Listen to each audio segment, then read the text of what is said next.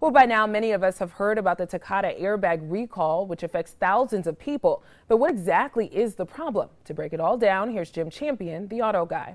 By now, you've probably heard about the huge airbag recall that's going on. In fact, it's so huge, it's probably one of the biggest recalls ever. Here's some of the issues that are going on with the recalled airbags and a way for you to find out to see if your vehicle is affected. An airbag is attached to a small canister that's filled with a propellant.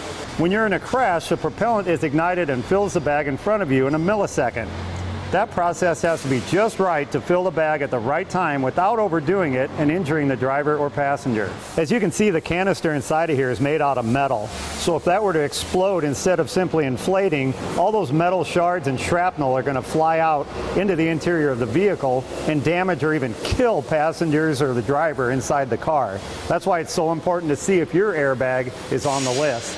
Investigators have learned that airbags located in areas of high humidity are most likely to be affected.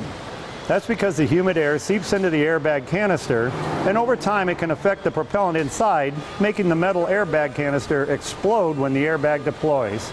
Because of this, areas of high humidity across the country are getting the replacement airbags sooner than the other areas. The reason so many different vehicles are affected is because the same manufacturer produced the airbags for all the different automakers. It's true that only a very small percentage of the airbags in affected vehicles have actually malfunctioned, but it only takes one exploding airbag to severely injure or even kill a driver or occupant of a vehicle. Make sure that you follow through and see if your vehicle has been recalled. The best way to find out if your vehicle's on the list is to go to safercar.gov.